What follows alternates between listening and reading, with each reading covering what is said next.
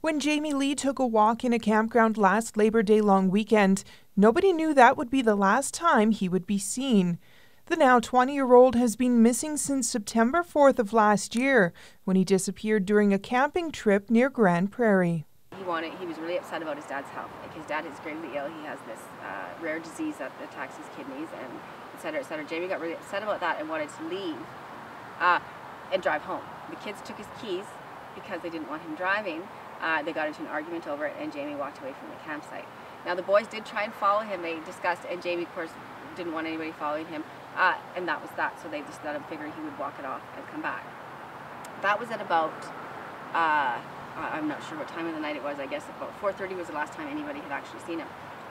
They were camped a little ways around a corner, so he walked up the hill and out, and then that's the last anybody has seen of him. Despite the efforts of a large group of volunteers that searched the area Jamie went missing in, there are almost no clues that have given any direction. But, I mean, we don't know what kind of shape he's in, right? We don't know what happened. From the moment he left that campsite to cool off, we have no idea what happened. You know, he could not be himself, he could be, who knows, right? And there's nothing,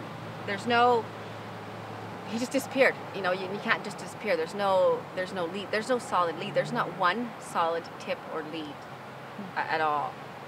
We're no closer now, 11 months later almost, than we were the day he went missing. The only true identity of anything that we found was his ID card the first day he went missing. Since then, literally nothing. We've had tips. We've been able to discount certain tips, but we've never been able to confirm any. There's been sightings in Fort St. John, Dawson Creek, Grand Cache, Grande Prairie, Peace River.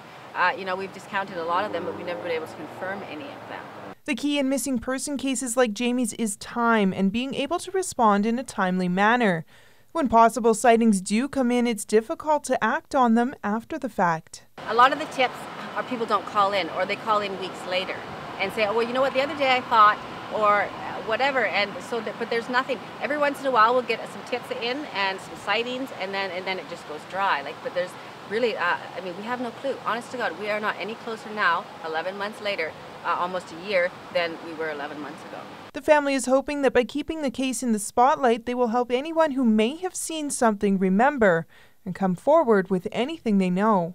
It was a long weekend. There was a lot of people there, a lot of people out there. There was truck drivers out there.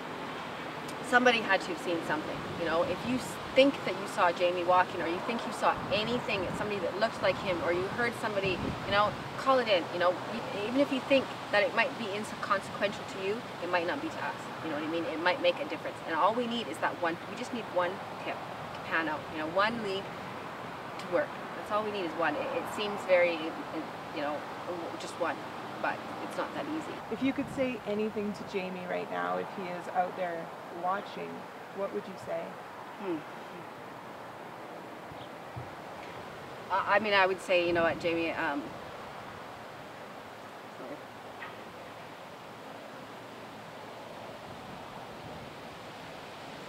I don't know what a person would say.